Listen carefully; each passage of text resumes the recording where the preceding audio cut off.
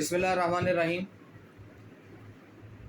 Generally मैं जब ये सोचता हूँ, जब मैं स्टडी करता हूँ किसी चीज़ को और कंट्रीज़ की कंपैरिजन के हवाले से, कि वो कंट्रीज़ जो हमसे बाद में बनी है और आज़ाद हुई हैं और वो आज कहाँ पे हैं एंड पाकिस्तान किस जगह पे है। Just take an example, China, Vietnam, South Korea, even at least and the last Bangladesh. क्यों हम लोग अभी भी पीछे हैं और ये कंट्रीज़ हमसे बाद में आज़ाद होने के बाद आज उनसे नियर टू सुपर पावर है। जब मैं सारी चीज़ों को इवॉल्व करता हूँ, जब स्टडीज़ करता हूँ, जब मैं इनके बारे में पढ़ता हूँ और उसका मैंने जो क्रक्स निकाला है, in my opinion, you may differ और आप उससे डिफ़र कर सकते हैं, कोई इतराज़ नहीं। बट मैंने एक चीज़ देखी है, always we are thinking that the next program from the IMF we will get a relief, but no. Since 17 years we are in and out of the IMF programs, but why we are static on same point?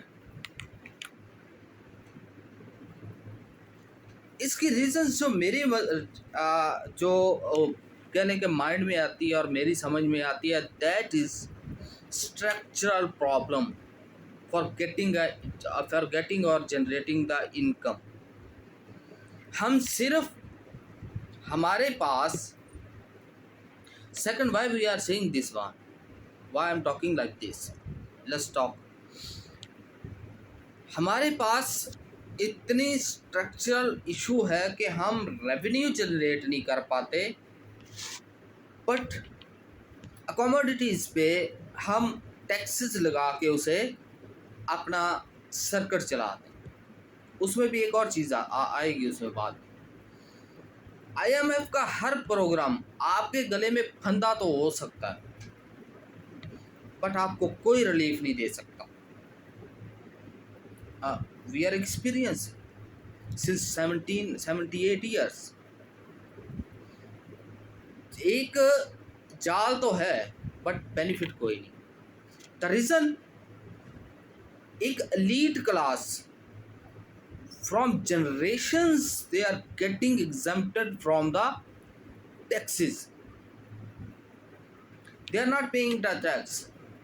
That elite class may be politicians, maybe military establishments, maybe feudal lords, maybe any like tycoons, जो समझते हैं कि law उनका कुछ नहीं कर सकता।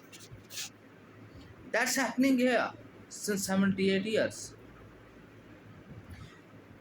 एक exempting, दूसरा then they are getting the income from taxes, levy, that's like levy on petrol, taxes on commodities, food items, so and so।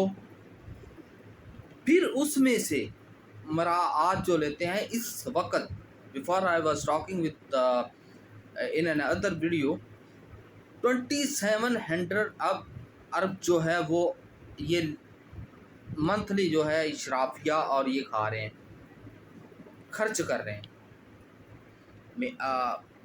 In not in single way, अपने प्रोटोकॉल्स में, अपने अल्ले तल्ले जो चलते हैं इनमें। That is the reason. फिर ऑल बर्डन्स, सारा का सारा जो बर्डन होता है वो सारा का सारा गरीब पे आता है। And they are giving excuses that next program IMF program will give a relief so and so, लेकिन नहीं होता। अभी एक हमारे यहाँ इंस्टॉलमेंट आ रही है ना, आई है, क्या बेनिफिट हुआ उसका जनरल पब्लिक को? Then the second problem is an institution who is consider himself to be a superior in Pakistan, and even they are not hold them accountable to any person in a Pakistan. Even you can name that institution. Getting a disproportionate revenue, but you cannot question them. यही problem है.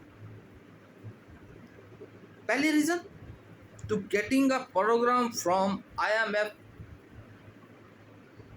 and exempting elite class and giving a more and more facilities to elite class, that is problem that Pakistan slowly collapsing. That may be. Second thing, the institution that जिसके बारे में बात कर चुका. The third thing, वो जो हमारे यहाँ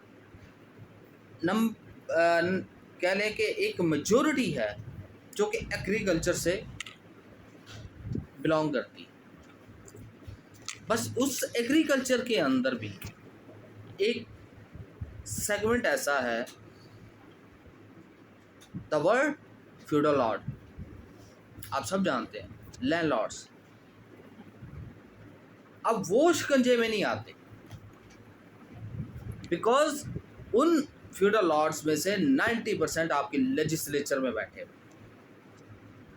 एक आखिरी चीज़ है, but may be it's a secondary and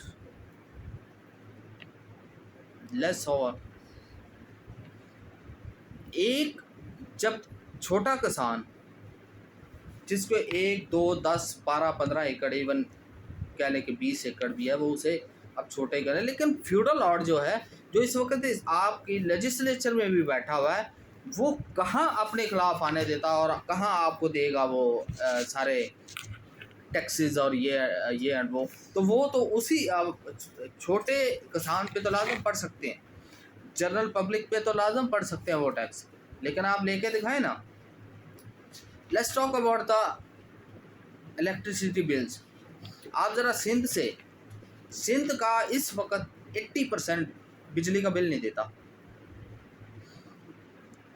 Balochistan चले जाएं, केपी चले जाएं, हम ये इस वक्त जहाँ पंजाब में बैठे हुए हैं, पंजाब में लाइन लॉसेस हैं.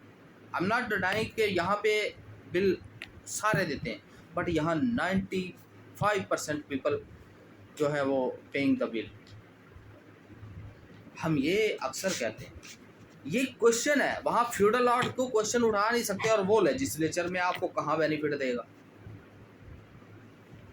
कितनी भी मुश्किल हो, कभी किसी फ्यूडल लॉर्ड ने अपनी कुर्बानी दी हो. वो शेर हमेशा बकरी से कुर्बानी मांगता है, जो कुछ भी हो. तो फिर आखिरी जो चीज़ जो मेरी नज़र में आती है, that's may be additional, political legitimacy. जब आप एक डेमोक्रेसी को, that we are not talking that Pakistan में कोई डेमोक्रेसी है, अगर आप डेमोक्रेसी को डिरेल करेंगे अगेन एंड अगेन, और फिर जब एक leader, popular leader holding a mass following, जब आप उसके क्रश करेंगे किसी भी तरह से, तो ये पॉलिटिकल क्राइसिस आना ही आना है. लेजिटिमेसी पे क्वेश्चन आना है, और लोगों का बिलीव जब उठता है पॉलिटिकल इशू से, लोगों का जब बिलीव उठ जाता है ना इस चीज़ से, जो इस वक्त पाकिस्तान में हो रहा है, ये सिचुएशन इस वक्त पाकिस्तान में है कि लोगों ने इंटरेस्ट लेना छोड़ दिया हुआ है. जो कुछ उनके साथ पिछले 4 सालों में हुआ है, no they are not believing, और वो इससे कह लें कि किनारा कशी कर चुके हैं. जो सबसे बड़ा नुकसान है इस कह लें पाकिस्तान का, जब आप इन्वॉल्व नहीं करेंगे मैस को. तो ये कुछ चीज़ें हैं जो मेरी